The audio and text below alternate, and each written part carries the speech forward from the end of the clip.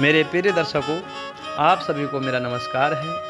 मैं आज आपको रविवार व्रत की विधि व कथा सुनाने जा रहा हूँ। रविवार के दिन प्रातःकाल उठकर स्नान आदि करने के बाद सर्वप्रथम सूर्यदेव भगवान को अर्घ्य देना चाहिए।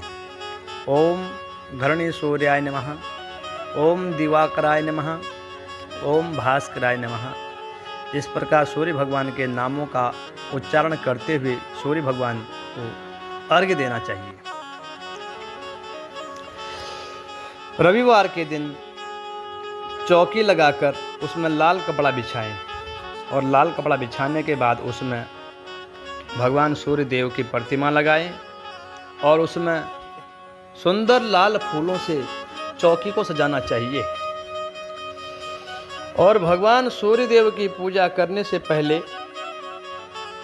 एक तांबे के पात्र में जल रखें, उसमें गंगा जल डालकर अपना आसन लगाएं। लाल रंग का आसन लगाना चाहिए पूजा में बैठने के लिए। आसन लगाने के बाद भगवान सूर्य देव की कथा सुननी चाहिए, क्योंकि भगवान सूर्य देव सभी ग्रहों के राजा माने गए हैं और सूर्य देव के व्रत करने से आँखों की पीड़ा नहीं होती, सिर दर्द की पीड़ा नहीं होती, अनेक प्रकार के शारीरिक कष्टों को भी सूर्य देव का व्रत, रविवार का व्रत दूर करता है। किसी भी प्रकार का शारीरिक कष्ट हो तो रविवार के व्रत करने से वह सब दूर हो जाते हैं। इसीलिए रविवार का व्रत बहुत ही शुभ माना गया, अच्छा फलदायक माना गया है, क्योंकि 9 ग्रहों में सूर्य देव सभी ग्रहों के राजा माने गए हैं। रविवार का व्रत शत्रुओं में विजय प्राप्त करने वाला भी माना गया है। रविवार के व्रत में शाम को सूर्य अस्त होने से पहले ही फलाहार कर लेना चाहिए। अगर सूर्य अस्त होने से पहले हम फलाहार नहीं कर सकते हैं तो सुबह प्रातःकाल सूर्य उदय होने के बाद सूर्य देव को अर्घ्य देने के बाद ही अन्न जल ग्रहण करना चाहिए।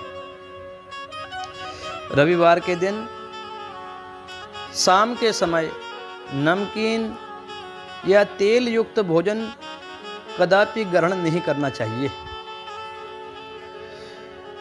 रविवार के व्रत के दिन नमक तेल युक्त भोजन करने से वह व्रत खंडित हो जाता है, इसीलिए कभी भी नमक युक्त भोजन नहीं करना चाहिए। अब मैं आपको रविवार के व्रत की विधि व कहानी सुनाने जा रहा हूँ। बोले सूर्यदेव भगवान की जय। एक समय एक बुढ़िया थी। उसका नियम था प्रति रविवार को सवेरे ही स्नान आदि कर घर को गोबर से लेप कर फिर भोजन तैयार कर भगवान सूर्य देव को भोग लगाकर स्वयं भोजन करती थी। ऐसा व्रत करने से उसका घर अनेक प्रकार के धन धान्य से परिपूर्ण था। श्री हरि की कृपा से घर में किसी प्रकार का विघ्न या दुख नहीं था। इस तरह कुछ दिन बीत जाने पर उसकी एक पड़ोसन, जिसकी गौ का गोबर वह बुढ़िया लाया करती थी, विचार करने लगी कि यह वृद्धा सर्वदा मेरी गौ का गोबर ले जाती है, इसीलिए अपनी गौ को घर के भीतर बांधने लग गई। बुढ़िया को गोबर न मिलने से रविवार के दिन अपने घर को न लीप सकी, इसीलिए उसने न तो भोजन बनाया न भगवान को भोग लगाया तथा स्वयं भी उसने भोजन नहीं किया। इस प्रकार उसने निराहार व्रत किया। रात्रि हो गई और वह भूखी सो गई। रात्रि में भगवान ने उसे स्वप्न दिया और भोजन न बनाने तथा लगाने का कारण पूछा। वृद्धा ने गोबर न मिलने का कारण सुनाया तब भगवान ने कहा कि माता, तुमको ऐसी गौ देता हूँ जिससे सभी इच्छाएं पूर्ण होती हैं, क्योंकि तुम हमेशा रविवार को गौ के गोबर से लीप कर भोजन बनाकर मेरा भोग लगाकर खुद भोजन करती हो। इससे मैं बहुत खुश हूँ और खुश होकर तुमको वरदान देता हूँ। निर्धन को धन और बांझ स्त्रियों को पुत्र देकर दुखों को दूर करता हूँ तथा अंत समय में मोक्ष को भी प्रदान करता हूँ। स्वप्न में ऐसा वरदान देकर भगवान तो अंतर ध्यान हो गए और वृद्धा की आंख खुली तो वह देखती रह गई कि आंगन में एक अति सुंदर गाय और उसका बछड़ा बंधा हुआ है। वह गाय और बछड़े को देखकर अतीत प्रसन्न हुई और उसको घर के बाहर बांध दिया और उसको घर के आंगन में बांध दिया और वहीं खाने को चारा डाल दिया। तब उसकी पड़ोसन बुढ़िया ने घर के बाहर एक अति सुंदर गाय और बछड़े को देखा तो द्वेष के कारण उसका हृदय जल उठा और उसने देखा कि गाय ने सोने का गोबर किया है। तो वह उस गाय का गोबर ले गई और अपनी गाय का गोबर उसकी जगह रख दी।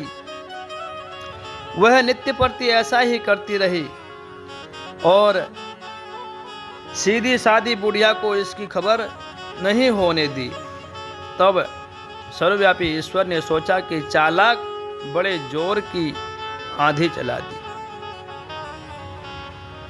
बुढ़िया ने अंधेरी के भय से अपनी गाय को भीतर बांध लिया।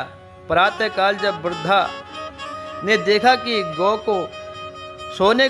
गाय ने सोने का गोबर दिया है तो उसके आश्चर्य की सीमा न रही और वह प्रतिदिन गाय को घर के भीतर बांधने लगी और उसका सोने का गोबर उठाने का दांव नहीं चलता। तो वह ईर्ष्या और दाह से जल उठी और कुछ उपाय न देखकर पड़ोसन ने उस देश के राजा के सभा में जाकर कहा, महाराज, मेरे पड़ोस में एक वृद्धा के पास ऐसी गाय है जो आप जैसे राजाओं के योग्य है। वह नित्य सोने का गोबर देती है। आप उस सोने से प्रजा का पालन करिए। वह वृद्धा इतने सोने का क्या करेगी? राजा ने यह बात सुन अपने दूतों को वृद्धा के घर गाय को लाने की आज्ञा दे दी और वृद्धा प्रातः ईश्वर का भोग लगा भोजन ग्रहण करने ही जा रही थी कि राजा के कर्मचारी गाय खोलकर ले गए। वृद्धा काफी रोई चिल्लाई, किंतु कर्मचारियों के समक्ष कोई क्या कह सकता। उस दिन वृद्धा गाय के वियोग में भोजन न खा सकी और रात भर रो रो कर ईश्वर से गाय के लिए पुनः पुनः प्रार्थना करने लगी। उधर राजा गाय को देखकर बहुत प्रसन्न हुआ, लेकिन सुबह जैसे ही वह उठा सारा महल गोबर से भरा दिखाई देने लगा। राजा यह देखकर घबरा गया भगवान के प्रति। भगवान ने रात्रि में राजा को स्वप्न में कहा, हे राजन, गाय वृद्धा को लौटा दे, इसी में तेरी भलाई है। उसके रविवार के व्रत से प्रसन्न होकर मैंने उसे यह गाय दी है। प्रातः होते ही राजा ने वृद्धा को बुलाकर बहुत से धन के साथ सम्मान सहित गाय बछड़ा लौटा दिया। उसकी पड़ोसन दृष्ट बुढ़िया को बुलाकर उचित दंड दिया। इतना करने के बाद राजा के महल से गंदगी दूर हुई और उसी दिन से राजा ने नगरवासियों को आदेश दिया कि राज्य की तथा अपनी समस्त कामनाओं की पूर्ति के लिए रविवार का व्रत किया करो। व्रत करने से नगर के लोग सुखी जीवन व्यतीत करने लग गए। कोई भी बीमारी तथा प्राकृतिक का प्रकोप उस नगर में नहीं होता था। सारी प्रजा सुखी से रहने लगी। बोले सूर्यदेव भगवान की जय। मेरे प्रिय दर्शकों, आपको यह कथा सुनकर सभी मनोकामनाएं पूर्ण होती हैं।